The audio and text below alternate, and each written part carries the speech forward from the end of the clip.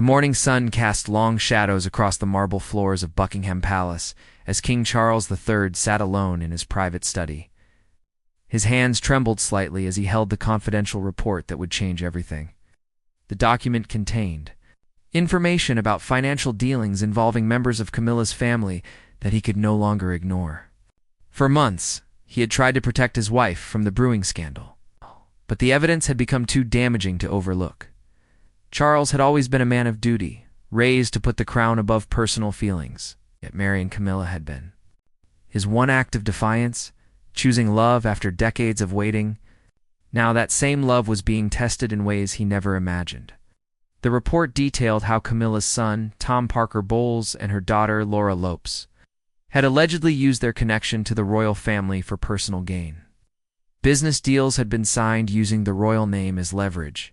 Exclusive contracts were won not through merit, but through whispered promises of access to the king and queen. The palace had tried to handle the matter quietly at first.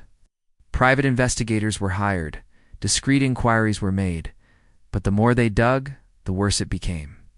Camilla's sister, Annabel Elliot, who had been hired as an interior designer for various royal properties, was found to have overcharged by millions of pounds. The revelations kept piling up like stones in Charles's chest, each one heavier than the last. He had confronted Camilla 2 weeks ago in their private chambers.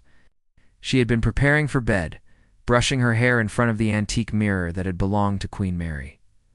When he presented the evidence, her face had crumbled. She insisted. She knew nothing about her family's actions, that they had acted without her knowledge or blessing. Charles wanted to believe her. How he wanted to believe her. But the palace advisors were clear. Whether Camilla knew or not, the association was damaging the monarchy at a time when public opinion was already fragile. The Prime Minister had visited 3 days ago, speaking in careful, measured tones about the political implications.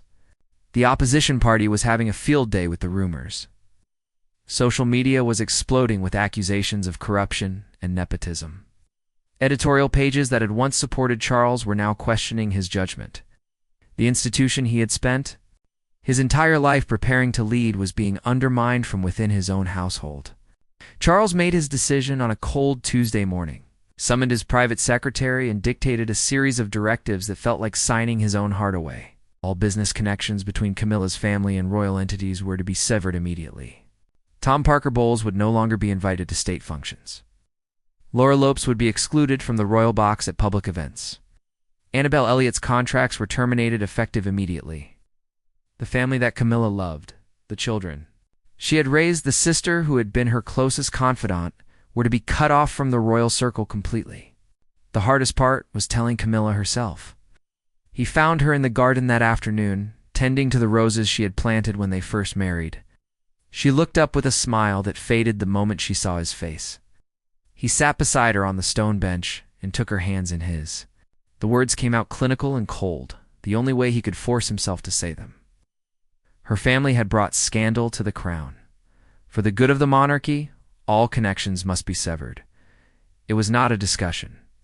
It was a decree. Camilla had stared at him with eyes that seemed to look straight through to his soul. She did not cry. Not then.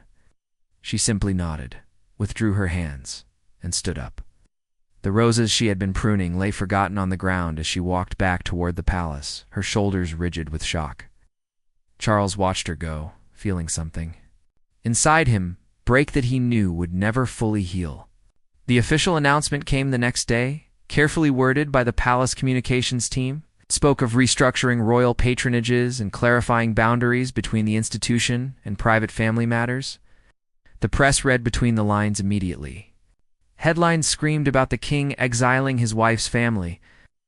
Television pundits debated whether Charles was being strong or cruel. Public opinion split sharply down the middle. Inside the palace walls, the atmosphere became suffocating. Staff members walked on eggshells, speaking in whispers. Camilla maintained her public duties with the professionalism born of years in the spotlight.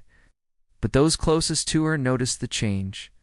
She smiled less. Laughter, once warm and genuine, rarely echoed through the corridors anymore.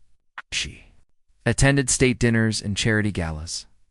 standing beside Charles with perfect posture and appropriate pleasantries, but the light had gone out of her eyes. Charles tried to reach her in the quiet moments they once shared. Morning tea in the sunroom, evening walks through the private gardens, late-night conversations before sleep. But Camilla had withdrawn into herself, building walls he could not scale. She was polite but distant, present but unreachable. It was like living with a ghost of the woman he loved. Tom Parker Bowles attempted to call the palace repeatedly, wanting to explain, to defend himself, to speak with his mother. His calls were not put through. Laura Lopes wrote a letter that was intercepted by the private secretary's office and never reached Camilla's hands. Annabel Elliot appeared at the palace gates one morning, demanding to see her sister, only to be turned away by security. The separation was absolute and ruthlessly enforced. Camilla's health began to suffer under the strain. She lost weight, the elegant gowns hanging looser on her frame with each passing week. Dark circles appeared under her eyes that makeup could not quite hide. The palace physician expressed concerns. Privately to the king, but what could Charles do? He had made his choice. The crown came first. It always had. It always would. Yet at night, lying in the vast bed beside a wife who felt like a stranger, Charles questioned everything. Had he been right to act so decisively? Could there have been another way? The reports and evidence seemed damning, but had he given Camilla's family a fair chance to defend themselves? Had he sacrificed his marriage to protect an institution that was perhaps already beyond saving? The palace continued to function with mechanical efficiency. Events were planned and executed flawlessly. Speeches were delivered to appropriate applause.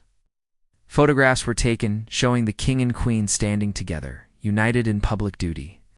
But anyone who looked closely could see the truth. The warmth that once existed between them had frozen solid.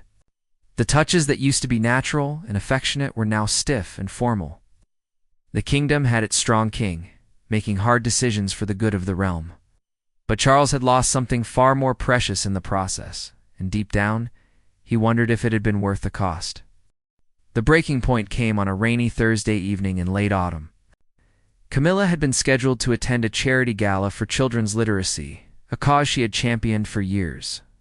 The event organizers had specifically requested her presence, and despite everything, she had agreed to go. Charles had meetings that evening with Commonwealth representatives, would not be accompanying her. She dressed carefully in a deep blue gown, her jewelry understated but elegant. The palace stylist helped with her hair, creating the soft waves that had become her signature look. To anyone watching, she appeared composed and ready. But her lady-in-waiting Margaret, who had served Camilla for over a decade, noticed the tremor in her hands as she fastened her bracelet. The drive to the venue should have taken 40 minutes through London traffic. Camilla sat in the back of the royal car, staring out at the rain-slicked streets. Crowds hurried past under umbrellas, anonymous faces living ordinary lives. She envied them their simplicity. Her phone rested in her purse, silent. She had not heard her children's voices in 3 weeks. The last conversation with Tom had ended with him angry and hurt, unable to understand why his mother would not fight for him. Laura had been crying, asking what they had done that was so terrible it warranted complete exile. Camilla had no answers for them, because Charles had given her none. The reports existed, sealed away in palace files she was not permitted to see. She was expected to trust the judgment of advisors she barely knew, to accept that her family deserved this punishment, to stand beside a husband who had chosen duty over her heart. The car pulled up to the venue entrance where photographers waited behind barriers, cameras at the ready. Camilla took a deep breath, preparing to step out into the flashing lights. This was the performance she had perfected over the years. Smile. Engage with warmth and interest. Make everyone believe everything was wonderful. She had done it through scandals and controversies, through years of public hatred before slowly winning acceptance. She could do it again tonight, but as her hand touched the door handle, something inside her simply gave up. The weight of the past weeks crashed down all at once. The isolation, the silence from her children, the coldness from the man she had waited decades to marry, the knowledge that she was utterly powerless to change any of it. Her breath came in short gasps, her vision blurred. The car interior seemed to close in around her. Margaret noticed immediately. She reached for Camilla's hand, finding it ice cold despite the car's heating. Camilla was making small, desperate sounds, struggling for air. Her face had gone pale, almost gray. Margaret knocked urgently on the partition, alerting the driver and security detail. Within seconds, the situation had escalated from a routine royal appearance to a medical emergency. The car pulled away from the entrance rapidly, photographers capturing blurred images of the unexpected departure. Margaret loosened Camilla's gown, speaking in soothing tones, trying to keep her calm. The security chief radioed ahead to the palace, calling for the physician to meet them immediately. Camilla's breathing remained shallow and rapid, her eyes wide with panic. She tried to speak, but could not form words. Back at Buckingham Palace, Charles was in the middle of discussing trade agreements when his private secretary entered, pale and shaken. The interruption itself was unusual enough to stop the meeting cold. The secretary leaned down, whispering urgently in the king's ear. Charles's face drained of color. He stood abruptly, excusing himself without explanation, and followed the secretary out at nearly a run. They met the royal car in the private courtyard. Charles pulled open the door to find Camilla slumped against Margaret, still struggling to breathe, tears streaming down her face. The physician was already there, taking vitals, speaking medical terms Charles barely registered. All he could see was his wife, broken and barely conscious, destroyed by the choices he had made. They carried her inside to the private medical suite maintained within the palace. Charles refused to leave her side as the physician worked, administering oxygen, checking her heart, running tests. Gradually, Camilla's breathing steadied. The panic attack began to subside, leaving her exhausted and trembling. She would not look at Charles, even as he held her hand. Even as he whispered apologies, she probably could not hear. The diagnosis came an hour later. Severe anxiety attack brought on by extreme emotional stress. The physician spoke carefully, but firmly. The queen consort could not continue at this pace. The stress was quite literally killing her. She needed rest, support, and most critically, she needed to address the source of her distress. The last part was directed pointedly at Charles. The palace scrambled to manage the situation. The charity gala had been left without their guest of honor. Photographers had captured images of the royal car fleeing the scene. Questions were being asked that needed careful answers. The communications team crafted a statement about the queen consort feeling unwell. Oh, nothing serious. Just an abundance of caution. But the rumors began immediately. Some claimed she had collapsed. Others whispered about marriage troubles. The truth, as always, lay somewhere the public could not see. Charles sat by Camilla's bedside through the night. She had been given medication to help her sleep, and she lay still and small under the heavy covers. He watched the rise and fall of her breathing. This woman he loved more than he had ever loved anyone, and felt the full weight of what he had done. He had protected the crown. He had made the hard choice. He had been the king his mother had raised him to be, and in doing so, he had nearly destroyed the one person who had stood by him through everything. Sometime near dawn, Camilla woke. She found Charles asleep in the chair beside her bed, his hand still holding hers. For a long moment, she simply looked at him, seeing the man beneath the crown, the person behind the monarch. He looked old and tired and deeply sad. She squeezed his hand gently. His eyes opened immediately. They stared at each other in the gray morning light, and something passed between them that needed no words. An acknowledgement of pain, a recognition of love tested beyond endurance, a question about whether they could find their way back from this precipice. Charles opened his mouth to speak, but Camilla shook her head slightly. Not yet. There were no words that could fix this. Not now. But perhaps there could be a beginning to healing, if they both chose to find it. The palace physician returned at 7, accompanied by a psychiatrist specializing in trauma. They spoke with Camilla privately while Charles was urged to attend to his duties. He went reluctantly, looking back at the closed door as though it might be the last time he saw her. Throughout the morning meetings and briefings, his mind remained in that medical suite, wondering if he had finally gone too far, if some damages could never be repaired. News of Camilla's collapse spread through the palace staff like wildfire. Whispered conversations in hallways fell silent when senior officials passed by. The kitchen staff prepared special meals they hoped might tempt the queen consort's diminished appetite. Housekeeping tiptoed past her chambers with unusual care. Everyone who worked within those ancient walls knew something fundamental had broken, though none could speak of it openly. The media sensed blood in the water. Tabloids ran headlines speculating about everything from serious illness to imminent divorce. Royal correspondents, who usually maintained respectful distance, began digging deeper, making calls to sources, piecing together fragments of truth. The palace's vague statements about minor health concerns satisfied no one. Social media exploded with theories, some absurdly far from reality, others uncomfortably close to the mark. Charles found himself trapped between two impossible positions. His advisors insisted the separation from Camilla's family must be maintained. The scandal had not fully died down, and any appearance of weakness would invite fresh attacks. The monarchy's reputation remained fragile, public trust hanging by threads that seemed ready to snap at any moment. Yet his wife was deteriorating before his eyes, and he knew with certainty that continuing this path might cost him everything that truly mattered. On the third day after Camilla's collapse, Charles made an unexpected decision. He canceled his afternoon appointments and drove himself to a small estate outside London, where Tom Parker Bowles lived with his family. He went without security detail, without advisors, without the apparatus of royalty that usually surrounded him. Just a man going to speak with his stepson. Tom answered the door himself, shock registering across his face.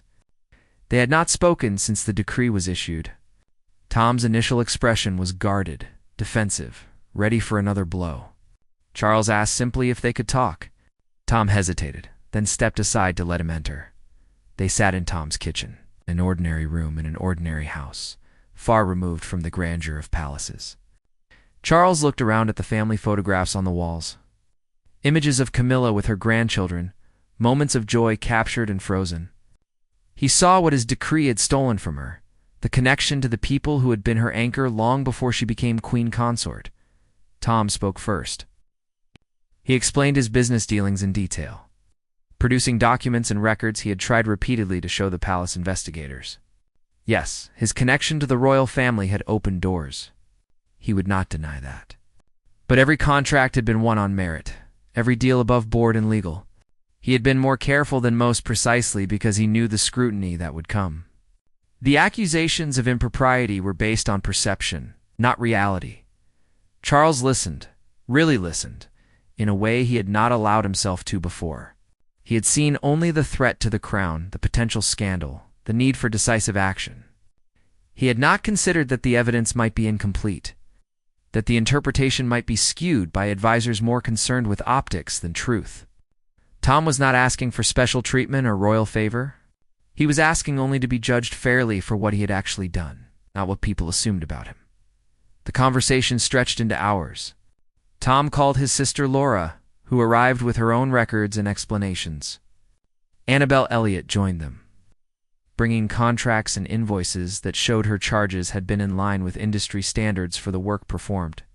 Together, they presented a picture very different from what Charles had been told. Not a family exploiting their royal connection, but people trying to live their lives. While navigating the impossible situation of being related to the Queen, Charles felt something he had not experienced in weeks: doubt. Not about his love for Camilla or his commitment to the crown, but about the certainty with which he had acted. His advisors had presented one version of events, neatly packaged with clear villains and obvious solutions. But real life was messier than that. The truth had nuances that did not fit easily into crisis management strategies. He returned to the palace as evening fell, his mind churning. He went directly to Camilla's sitting room, where she spent most of her time now, avoiding the staterooms and public areas. She sat by the window, a book open in her lap but clearly unread. She looked up when he entered, her expression carefully neutral. Charles sat beside her and told her everything.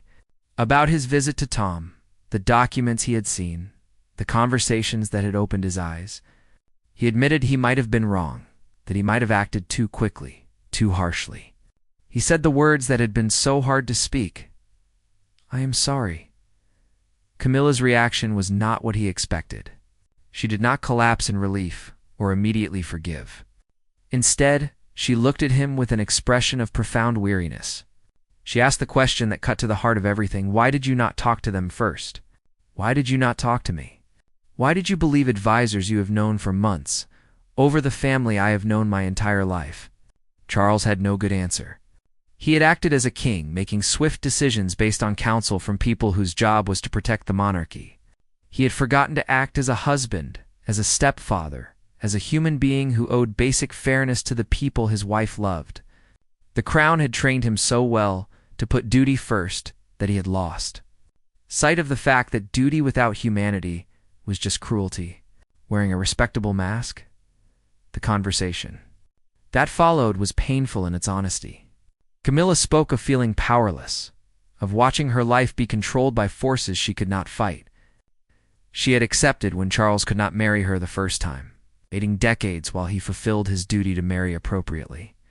She had endured years of public hatred, death threats, and vicious commentary. She had stood beside him through every scandal, every criticism, every impossible moment. And the one time she needed him to stand beside her, to trust her judgment about her own family, he had chosen the institution over her. Charles listened to every word, feeling each one like a blow. She was right, about all of it. He had failed her in the most fundamental way. He had proven that when push came to shove, she would always come second to the crown. It was a truth that could not be unsaid, a wound that would leave permanent scars, even if it eventually healed. But beneath the pain and recrimination, there was still love. Damaged, tested, strained to breaking, but still there. They had survived too much together to give up entirely. The question was whether love alone was enough to rebuild what had been so thoroughly destroyed, and whether Charles was capable of being the partner Camilla deserved, rather than just the king his mother had molded him to be.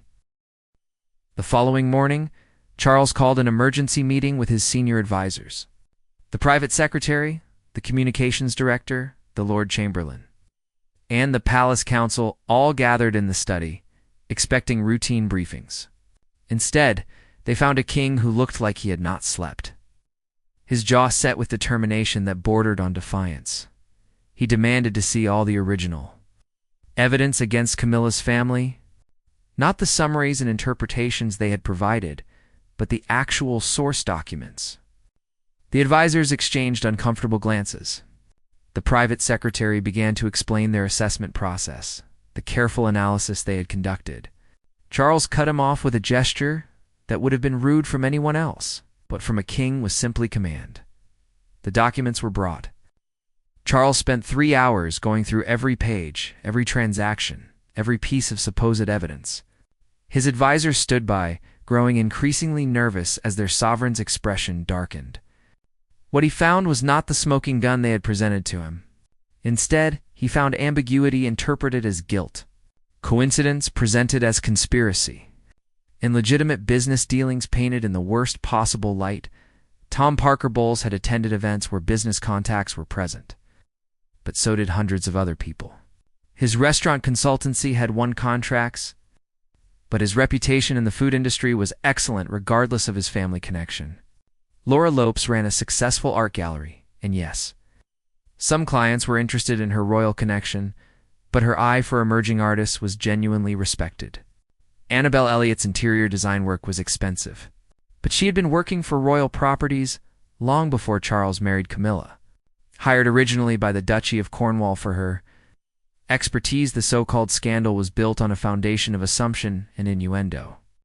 The advisors had taken circumstantial evidence and constructed a narrative that protected the palace from potential embarrassment. They had not actually proven wrongdoing. They had simply decided it was safer to act as if wrongdoing existed than to risk being caught unprepared if accusations emerged publicly. Charles looked at these men who had guided his first years as king, and he saw them clearly for perhaps the first time. They were not evil or malicious. They were simply institutionalists, trained to protect the crown above all else, including truth and fairness. They had done what they thought was necessary, and in doing so, they had nearly destroyed his marriage and damaged innocent people. His voice when he finally spoke was quiet but carried absolute authority. The severing of connections with Camilla's family was to be reversed immediately. Public apologies would be issued, carefully worded but genuine. Tom, Laura, and Annabelle would be invited to the palace for a formal meeting where Charles himself would apologize. And going forward, no major decisions affecting his family would be made without his direct involvement and approval. The advisors protested. The communications director pointed out the difficulty of reversing position without appearing weak or indecisive. The private secretary worried about media interpretation. Charles listened to their concerns with more patience than he felt, then made clear this was not a discussion. It was a royal directive. They could either help him implement it properly or resign, and let him find people who would dot the machinery of palace communication shifted into action. Press releases were drafted and redrafted. Statements were prepared for likely questions. Plans were made for how to present the reversal in the best possible light. But this time, Charles reviewed every word, insisting on language that took responsibility rather than making excuses. The official announcement came 2 days later. The palace acknowledged that concerns about potential conflicts of interest had led to actions that, upon further review, were excessive. While maintaining appropriate boundaries was important, the previous measures had been too broad and too severe. Relationships between the royal family and the queen, consort's children and sister, would be restored.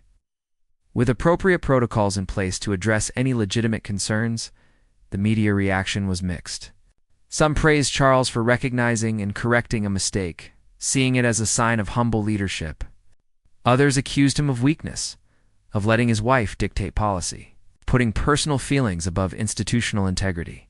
Political commentators debated the implications endlessly. But for once, Charles found he did not care what the editorials said. He was done letting fear of criticism drive his decisions. The private meeting with Tom, Laura, and Annabelle was arranged for the following Thursday.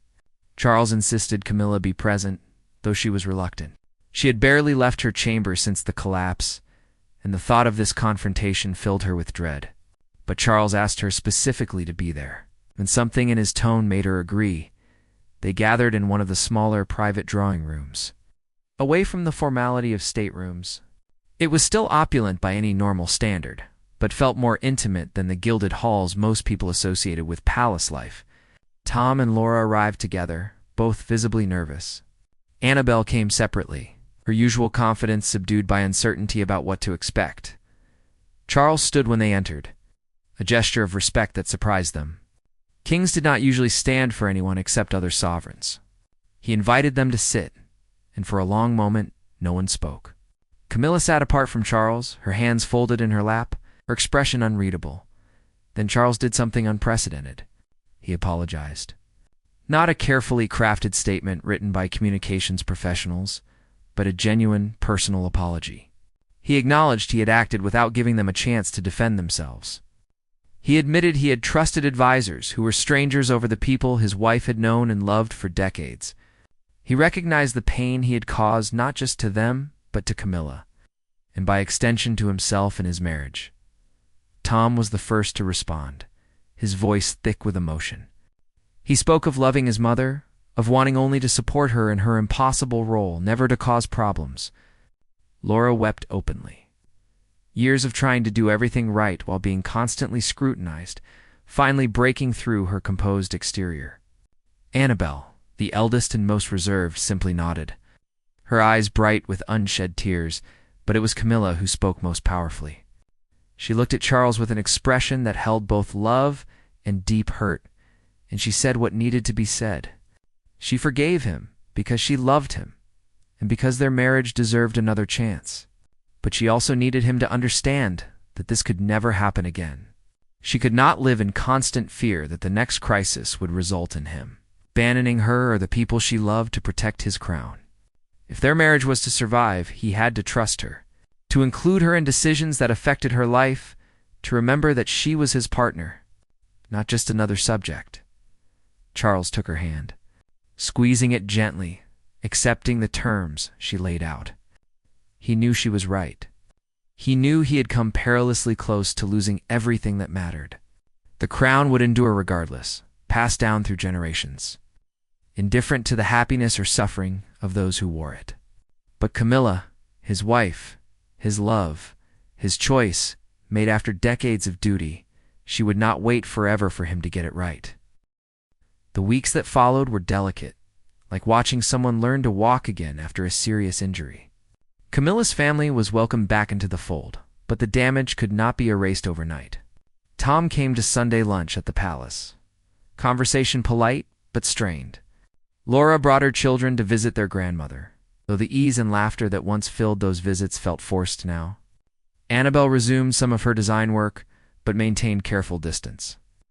Unwilling to risk another misunderstanding, the public rehabilitation was managed with characteristic royal precision. Tom was photographed at a state banquet, his presence unremarked upon, but noticed by those who followed such things. Laura appeared in the background of official photographs from a garden party. The message was subtle but clear. The exile had ended. But within the family, the wounds remained raw. Camilla herself struggled with the aftermath in ways that surprised everyone, including herself. She had her family back. She had Charles's apology and commitment to do better, yet something inside her had fundamentally changed. The confidence she had slowly built during her years as queen consort had been shattered. She second-guessed everything now, afraid that any misstep might trigger another crisis, another impossible choice between her husband and her children. She canceled several public engagements, citing continuing health concerns. The palace physician recommended therapy, and for the first time in her life, Camilla sat in a room with a stranger and talked about her feelings. The therapist, Dr. Sarah Hammond, specialized in working with public figures dealing with extreme stress. She listened as Camilla described feeling like she was living in a beautiful prison, where any move in the wrong direction could trap her family again. Charles noticed the change in his wife, did not know how to fix it. He tried to involve her more in decisions, consulting her on matters large and small. He arranged for her to have lunch with her sister weekly, regardless of palace schedules. He made sure Tom and Laura had open invitations to visit whenever they wished. But despite all his efforts, there remained a distance between them that had not existed before. A cautiousness that felt like walking on thin ice, the breaking point of a different kind came during a state visit from the President of France. It was a major diplomatic event, requiring days of ceremonies, banquets, and formal functions. Camilla had to be present, had to smile and play her role, despite the exhaustion that seemed to have settled permanently into her bones. Charles watched her throughout the visit, seeing the effort it cost her to maintain the facade. On the final night, after the French delegation had departed and the palace had returned to normal operations, Charles found Camilla standing alone in the portrait gallery. She was looking at a painting of Queen Elizabeth II, his mother. His reign had been marked by unwavering duty and personal sacrifice. Camilla turned when she heard him approach, and in the dim lighting, he saw tears on her face. She spoke softly, almost to herself more than to him. She wondered if she was cut out for this life after all. Diana had struggled with it, buckled under the pressure despite being born into aristocracy and groomed for such a role. Camilla herself was older, supposedly wiser, definitely more aware of what she was getting into. Yet here she was, breaking under different pressures, but breaking nonetheless. Charles felt panic rise in his chest. He recognized this tone, this resignation. This was not anger or sadness he could address with apologies or changed behavior. This was defeat, and it terrified him more than any scandal or crisis ever had. He pulled her close, holding her as she finally let herself cry properly. Deep sobs that shook her entire body. They stayed like that for a long time.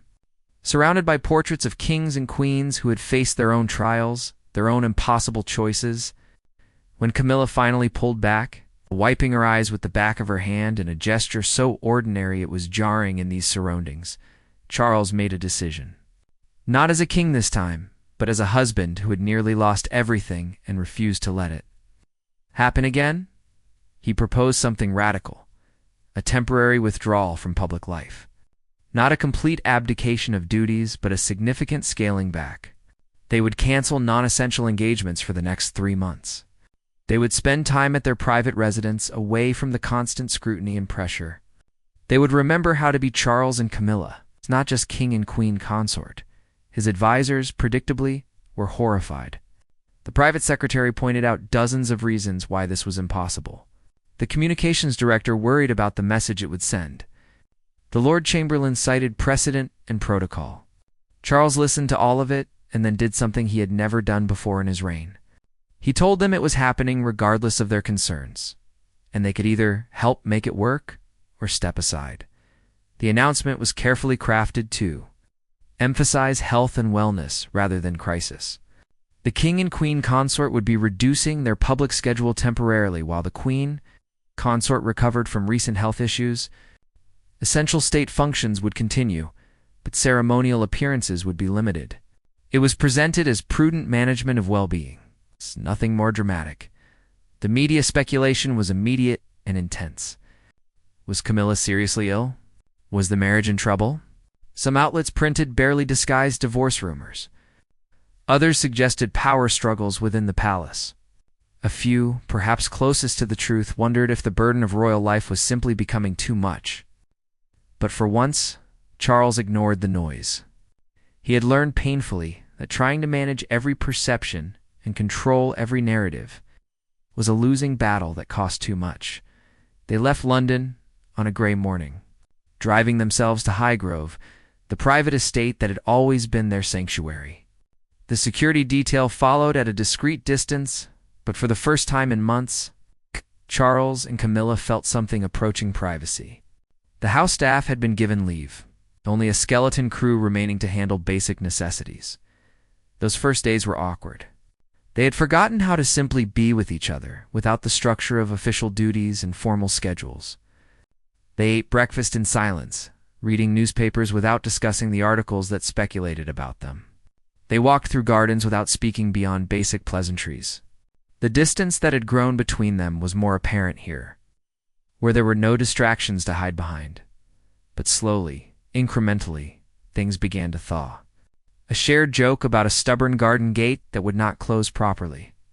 A remembered favorite meal, prepared by Camilla herself, something she had not done in years. An evening spent watching an old film they both loved, sitting close on the sofa in a way they had not since the crisis began. Small moments that meant nothing individually, but accumulated into something that felt like healing. One evening, as they sat before the fireplace, Camilla finally asked the question that had haunted her. Could Charles promise it would not happen again? Could he guarantee that the next time pressure came from the palace, or the public, or the press, he would not sacrifice her or her family to protect the crown? Charles looked into the fire for a long moment before answering. He could not promise perfection, he said. He had been trained his entire life to put duty first, and that conditioning would not disappear overnight. But he could promise to always include her in decisions, to always fight for their partnership before making choices that affected it, to remember that protecting the crown meant nothing if he destroyed his humanity in the process. The 3 months they had allocated for retreat stretched into 4, then 5. The palace managed without them more easily than Charles had expected, which was both reassuring and slightly humbling. The monarchy was indeed an institution larger than any individual, capable of functioning through crises and absences. It did not need him every single day in the way he had believed it did. During this time away, genuine healing began to take root. Camilla's children visited regularly, no longer announced visits arranged by private secretaries, but casual drop-ins the way families should be. Tom brought his children for weekends, teaching them to ride horses and make pizza from scratch in the estate's kitchen. Laura came with art supplies, spending afternoons painting in the gardens with her mother. Annabelle arrived with fabric samples and design ideas, but mostly just for conversation and tea. Charles participated in these family gatherings in ways he never had before. He played card games with Camilla's grandchildren, taught them about gardening, told stories about his own childhood that revealed a person behind the royal persona.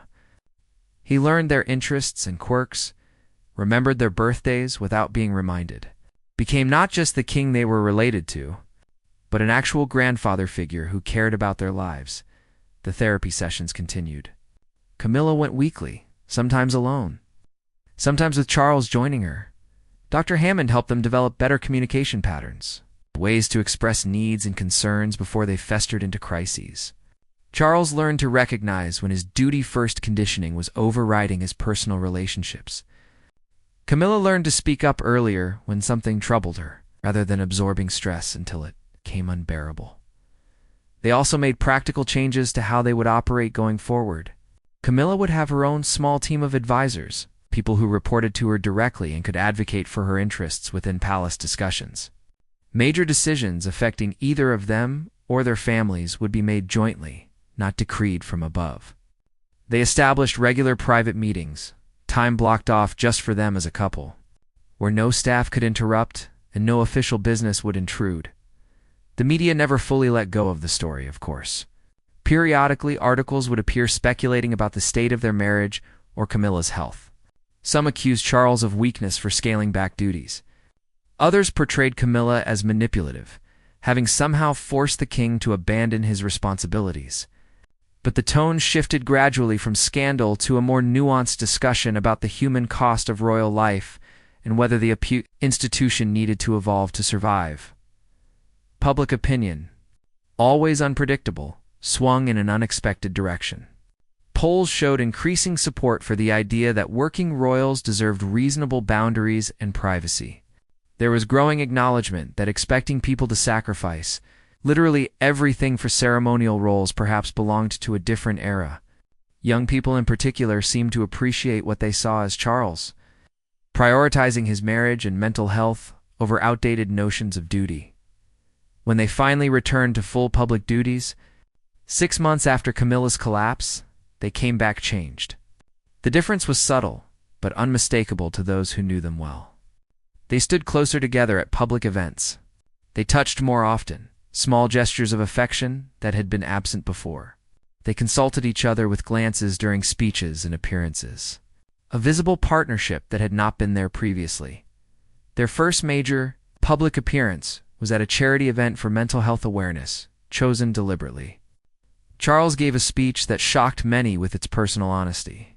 He spoke about the pressure of duty, the difficulty of balancing personal life with public service, the importance of seeking help when stress becomes overwhelming.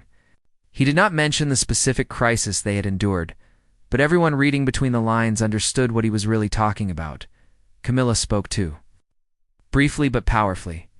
She talked about the loneliness that can exist even when surrounded by people, about the importance of family connections. It's about learning to ask for what you need rather than suffering in silence. Her voice was steady but emotional, and when she finished, Charles took her hand openly. A gesture of solidarity that was photographed and circulated worldwide. The palace itself began to shift. Slowly, but measurably. The advisors who had pushed for the original hard line against Camilla's family found themselves with less influence. New voices were brought in, people who understood that protecting the monarchy meant adapting it to modern realities. It's not rigidly adhering to old patterns. There was more transparency in decision-making, more consultation with those affected by policies. Tom Parker Bowles gave an interview months later, carefully approved but genuinely heartfelt. He spoke about the pain of the separation, the relief of reconciliation, and his admiration for how his mother and stepfather had worked through such a difficult crisis. He made clear that his business dealings had always been legitimate, something the palace quietly confirmed by releasing summary documentation clearing him of wrongdoing. The redemption was incomplete, as these things always are, but it was real. Charles and Camilla developed new traditions together. Wednesday evenings were reserved for dinner alone, no staff present, phones off. Monthly weekend trips to Highgrove, away from London's intensity. Annual family holidays that included all of Camilla's children and grandchildren, alongside William, Harry, and their families. Blended and complicated but genuine. The marriage that had nearly broken apart became stronger for having survived its darkest moment. They knew now that they could face crisis together and come through it. They understood each other's limits and needs better. Most importantly, they had proven to themselves that their relationship could bend without breaking. that love could survive even when tested by impossible circumstances. On their anniversary, 2 years after the crisis that had almost destroyed them, Charles gave Camilla a gift. It was a simple bracelet, elegant but not ostentatious, with an inscription visible only to her: "You are my choice, always." She wore it constantly, a private reminder visible to the public but understood only by them. They stood together at a window in Buckingham Palace one evening, watching London spread out below them in the gathering twilight. Camilla leaned against Charles, his arm around her shoulders, and they simply existed in that moment without needing to speak. The crown sat heavy on both their heads, the weight of duty and expectation never truly lifting. But they carried it together now, sharing the burden in a way Charles had never done with anyone before. The future remained uncertain. There would be other crises, other moments of tension between duty and personal need. The media would never stop scrutinizing them. The demands of royal life would continue to extract their price.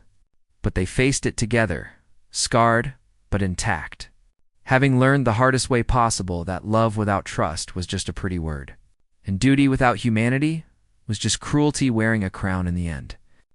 They had chosen each other, again, despite everything, and in making that choice, they had saved not just their marriage, but perhaps a small piece of their humanity in an institution that often demanded such sacrifices. It was not a perfect ending because real life never provided those, but it was honest and earned and real, and sometimes that was enough.